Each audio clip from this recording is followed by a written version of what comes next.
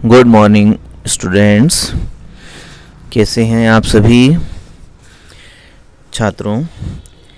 हमने first year के second paper में मानव भूगोल का अध्ययन शुरू किया था और मानव भूगोल के अंतर्गत हमने मानव भूगोल की परिभाषा, अर्थ, विषय क्षेत्र और कुछ संकल्पनाएं, विचारधाराएं पढ़ी थी, जिसमें निश्चयवाद, संभववाद और नवनिश्चयवादी संकल्पनाएं थी।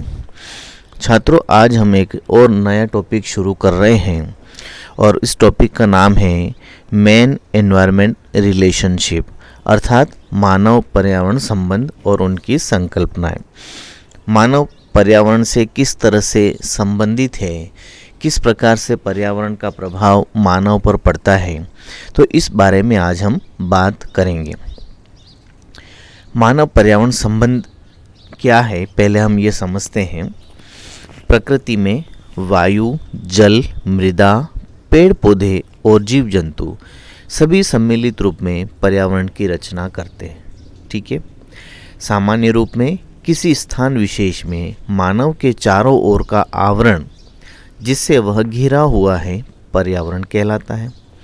अर्थात पर्यावरण से तात्पर्य आसपास अर्थात हमारे चारों ओर फैले हुए मानव, जंतुओं या पौधों के उस वातावरण और परिवेश से है जिससे हम घिरे हुए हैं, अर्थात हमारे चारों ओर का वातावरण।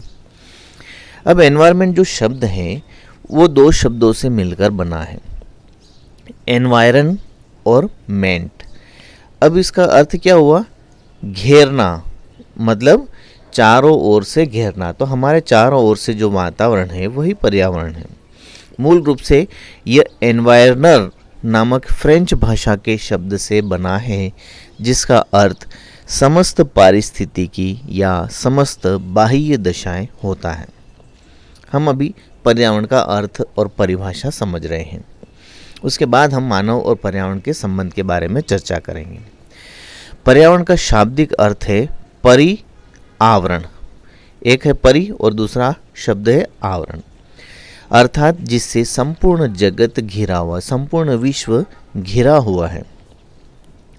इस प्रकार पर्यावरण उस आवरण को कहेंगे जो संपूर्ण पृथ्वी में आ गया स्थलमंडल, जलमंडल और वायुमंडल, और इनके विभिन्न घटकों को अपने से ढके हुए हैं, मतलब चारों ओर से घेरे हुए हैं।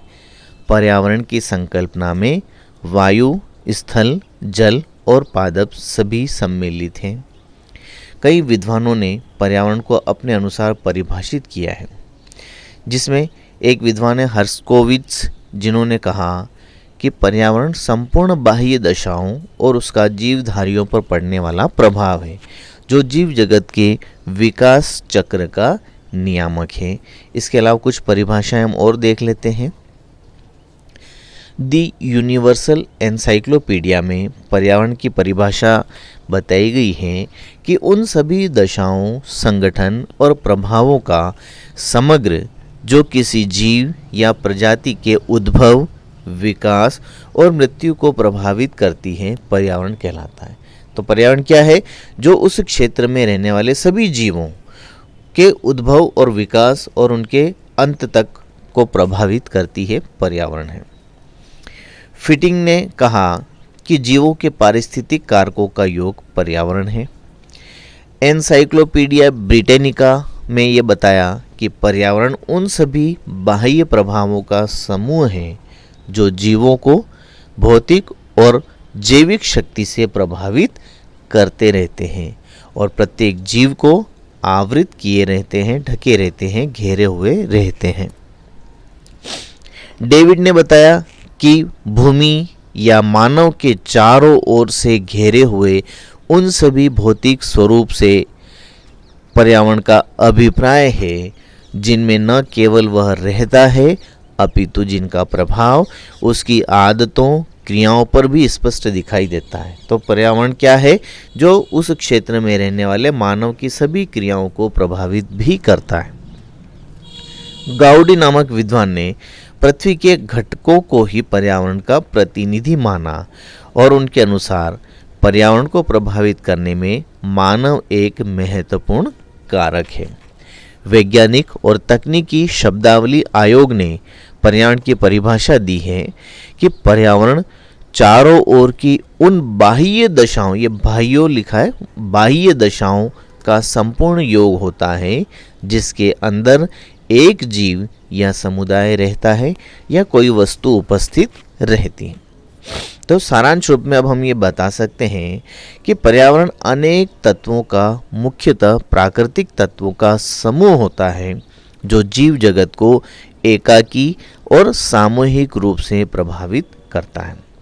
मानव हो या अन्य जीव जंतु सभी पर्यावरण की उपज हैं। उनकी उत्पत्ति, विकास, वर्तमान स्वरूप और भावी अस्तित्व, ये भावी है, ध्यान रखना, मैं जब नोट्स डालूंगा तब ये करेक्शन कर दूंगा, भावी अस्तित्व सभी पर्यावरण की परिस्थिति पर ही निर्भर करते हैं। अब हम बात करते हैं पर्यावरण कैसे बनाएं, क्या है संरचना है इसकी। पर्यावरण जैविक और अजैविक दो प्रकार का होता है, इसलिए इसमें जैविक और अजैविक घटक सम्मिलित होते हैं। इसी आधार पर पर्यावरण की संरचना निर्धारित की गई है। पर्यावरण की आधारभूत संरचना इस प्रकार पर्यावरण के प्रमुख कारकों में विभक्त करके देखी जा सकती है, जैसे भौतिक पर्यावरण, जैविक पर्यावरण, ये दो मुख्य हैं। अब हम पहले बात करते हैं भौतिक पर्यावरण, जिसे हम अजैविक कारक कहते हैं।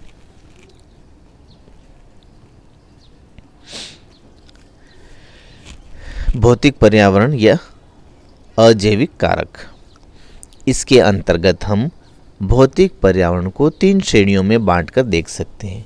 भौतिक पर्यावरण का जो ठोस रूप होता है, ठोस रूप का मतलब हो गया स्थल मंडल, पर्यावरण का तरल रूप अर्थात जल मंडल, और गैसीय रूप का मतलब हो गया वायुमंडल जिसमें गैसें होती हैं।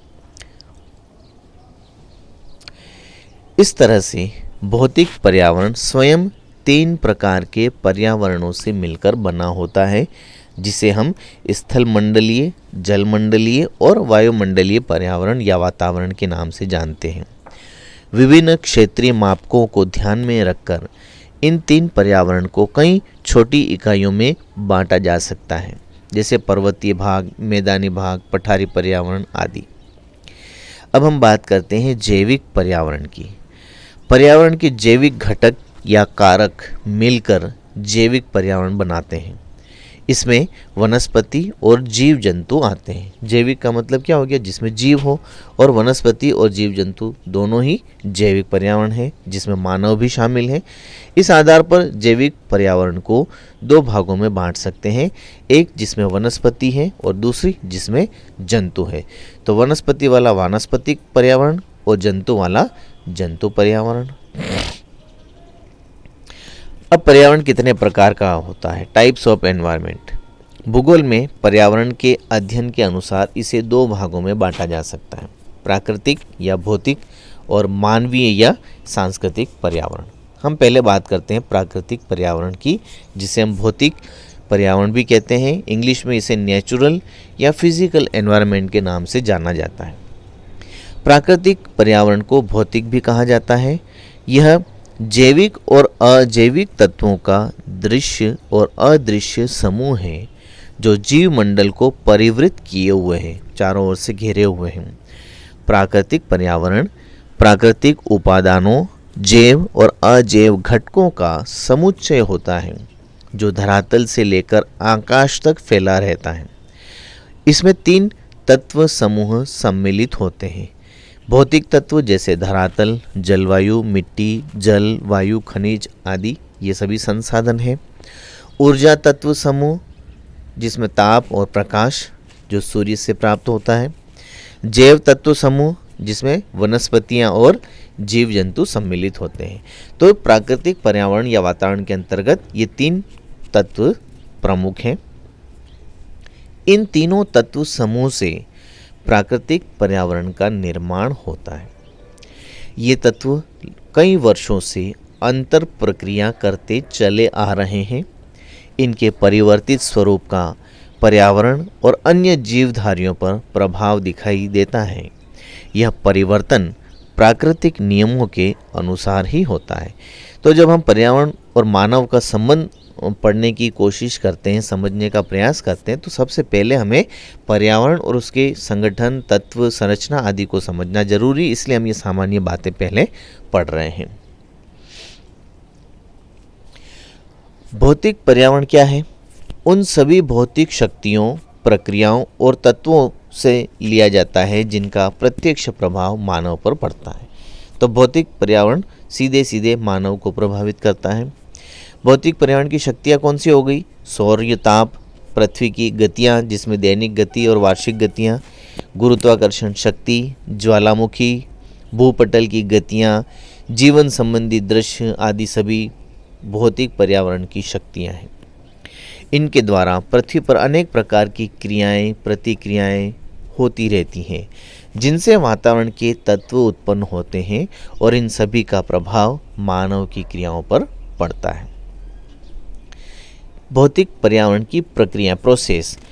इन प्रक्रियाओं में भूमि का अपक्षय, अपरदन, अवसादीकरण, ताप विकिरण, चालन, ताप वाहन, वायु और जल में गतियों का पैदा करना, जीव की जातियों का जन्म, मरण, विकास आदि सम्मिलित हैं।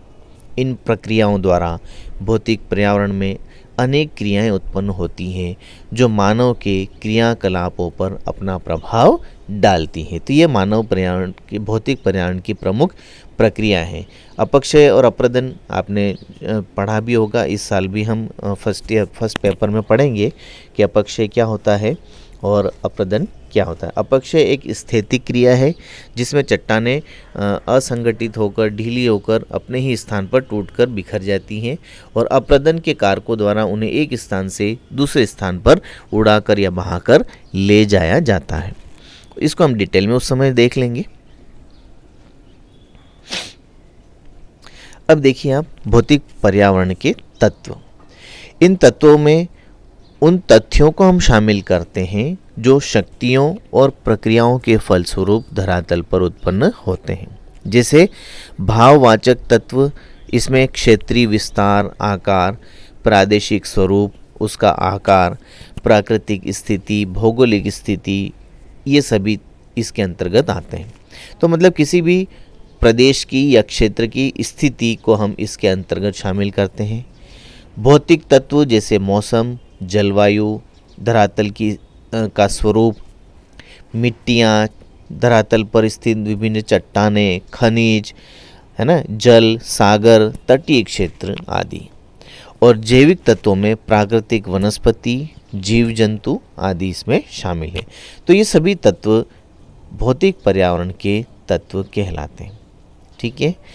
अब ये सभी घटक मिलकर मनुष्य के भौतिक पर्यावरण का निर्माण करते हैं जो जीवन को प्रभावित करते हैं।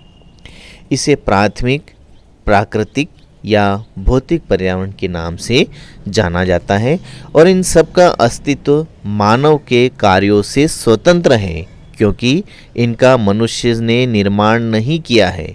इनका निर्माण किसने किया है? प्रकृति ने किया है, इसलिए मानव से ये स्वतंत्र कहलाते हैं।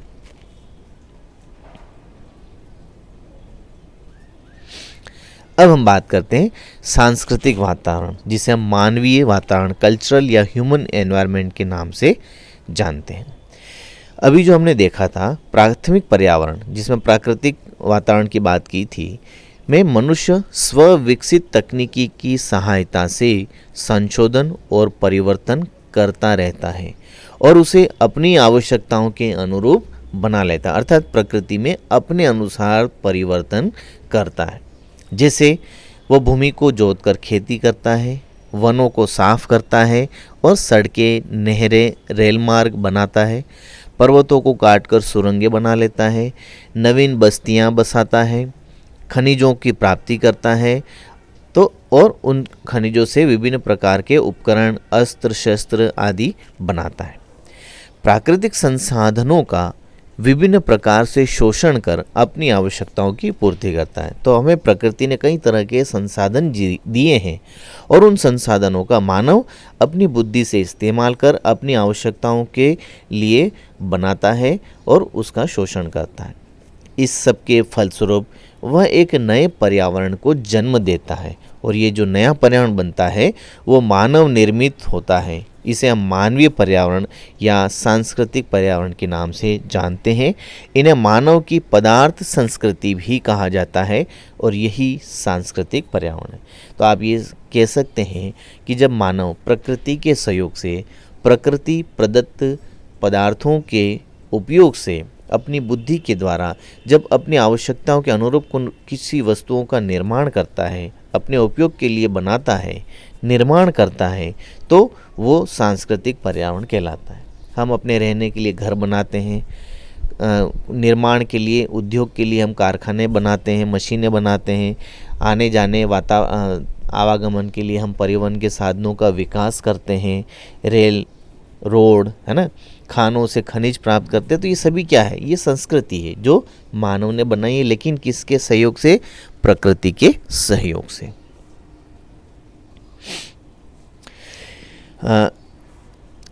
सांस्कृतिक पर्यावरण में हम आप देखेंगे अधिवास, कई तरह के अस्त्र, मानवीय क्रियाओं के सृजित रूप जैसे खेत। मानवीय क्रियाओं के सृजित रूप मतलब जब मानव ने उसे बनाया। पशु संपदा, उद्योग, चारागाह, खेत खलिहान, परिवहन के साधन, है ना, ये सभी इसमें शामिल हैं। इन पार्थिव पदार्थों का कोई उपयोग नहीं यदि इनके उपभोग करने की क्षमता मनुष्य में ना हो। इसके साथ यह भी एक तथ्य है कि मानव को जिस प्रकार की सुविधाओं की आवश्यकता होगी वह उन्हीं पर शोध कर उन्हें खोजेगा। आवश्यकता आविष्कार की जननी है। शारीरिक और मानसिक योग्यता का ज्ञान, इनके निर्माण का विज्ञान, ये भी मानव संस्कृति के ही भाग हैं। तो ये सारे कॉन्सेप्ट आपके क्लियर हो जाएंगे, तब आप मानव पर्यावरण संबंध को बहुत अच्छे से समझ सकेंगे। जैसे हमने प्राकृतिक वातावरण के तत्वों को और तथ्यों को पढ़ा था, अब हम देखते हैं मानव निर्मित पर्यावरण में भी शक्तियाँ, प्रक्रियाएं और तत्व कार्य करते हैं। तो ये कौन कौन से हैं? सांस्कृतिक शक्तियाँ कौन सी हैं? जैसे मानव स्वयं एक भौगोलिक घटक के रूप में, क्षेत्र की जनसंख्या, उनका वितरण, घनत्व, पुरुष महिला का अनुपात, आयु वर्ग, प्रजातीय रचना, शारीरिक स्वास्थ्य, मानसिक क्षमता, जनसंख्या, ये सभी सांस्कृतिक शक्तियाँ हैं। सांस्कृतिक प्रक्रियाओं में वे कार्य शामिल हैं जिसके द्वारा मानव पर्यावरण में सामंजस्य स्थापित करता है, अपने अनुसार ढालता है।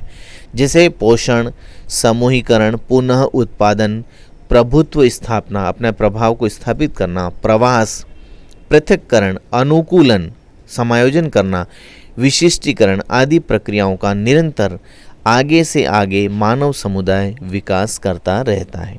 तो ये सभी प्रक्रियाएं मानव करता है। सांस्कृतिक तत्वों में व्हाइट और रेनर ने बताया कि सांस्कृतिक तत्वों के अंतर्गत जीवन के 3 रूप सम्मिलित हैं। सबसे पहले सामाजिक नियंत्रण के प्रतिरूप, जिसमें लोक रीति रिवाज, मान्यताएं, आदर्श, संस्कार, विवाह प्रथा, कानून आदि। क्रिया संबंधी प्रतिरूपों में मानव के द्वारा किए जाने वाले व्यवसाय, उद्योग, राजनीति, सैन्य संस्थाएं, शैक्षिक और सांस्कृतिक प्रयास, मनोरंजन, सौंदर्य वृद्धि संबंधी प्रयास आदि। निर्माण प्रतिरूप या सांस्कृतिक भूदृश्य, जिसमें भूमि और उसका विभाजन, भूमि के विभिन्न दृश्य। भूदृश्य क्या होता है? जिसमें मानव द्वारा भूमि पर कई तरह के निर्माण किए गए, खेत बनाए, उद्योग बनाए, सड़कें बनाई, नहरें बनाई, बस्तियों का निर्माण किया, है ना, खान, कारखाने, बंदरगाह। तो ये सारी चीज़ें सांस्कृतिक दृश्य, भूदृश्य के नाम से जानी जाती हैं। भौतिक पर्यावरण के अंतर्गत संपूर्ण पृथ्वी के साम्राज्य की वे सभी शक्तियाँ, क्रियाएं और तत्व सम्मिलित होते हैं जिनका प्रभाव उसकी क्रियाओं, भोजन, वस्त्र, आदतों और क्षमता आदि पर पड़ता है। दूसरी ओर मानवीय और सांस्कृतिक पर्यावरण के अंतर्गत मानव को संचालित करने वाली और सामाजिक क्रियाओं को निर्देशित करने वाले तत्व सम्मिलित किए जाते हैं। ये सभी तत्व उनके रहन सहन को और कार्यकुशलता को सुचारू बनाते हैं। सामान्य रूप में पर्यावरण के 2 स्वरूप होते हैं, अनुकूल और प्रतिकूल। भिन्न भिन्न पर्यावरण भिन्न भिन्न प्राणियों के लिए अनुकूल हुआ करता है। कभी कभी एक ही पर्यावरण किसी प्राणी या समूह विशेष के लिए एक दशा में या परिस्थिति में अनुकूल हो सकता है, वहीं दूसरी स्थिति में अन्य जैविक समूह के लिए प्रतिकूल भी हो जाता है। अनुकूल पर्यावरण क्या होता है? अनुकूल पर्यावरण उसे कहते हैं जो जीवधारी के अस्तित्व की रक्षा, विकास, पुनरुत्पादन और उन्नति में सहायक होता है। अगर ऐसी दशाएं उपस्थित हैं तो वो पर्यावरण मानव के लिए या उस जीव के लिए अनुकूल है। लेकिन यदि इसके विपरीत स्थिति हो, जो पर्यावरण जीवधारी के अस्तित्व की रक्षा, विकास, पुनरुत्पादन और प्रगति में बाधक होता है, उसे हम प्रतिकूल पर्यावरण कहते हैं। जहाँ अनुकूल पर्यावरण मिलता है वहाँ जीवधारी को अपने विकास में कोई कठिनाई नहीं आती है। लेकिन जहाँ अनुकूल मिलता है वहाँ तो कोई कठिनाई नहीं आती, लेकिन जब प्रतिकूल पर्यावरण में उसे रहना पड़ता है तो वह उसे अपने अनुरूप बनाने का प्रयास करता है। और जब इस प्रक्रिया को, जिसमें मानव उसे अपने अनुरूप बनाने का प्रयास करता है, उसे हम अनुकूलन कहते हैं। अपने अनुसार उसको परिवर्तित करना है। भूगोलवेत्ता पर्यावरण और मानव के संबंधों का अध्ययन इसी परिप्रेक्ष्य में करता है। तो ये सारी चीज़ें इसीलिए समझाई गई ताकि हम अपने मुद्दे पर पहुंच सकें।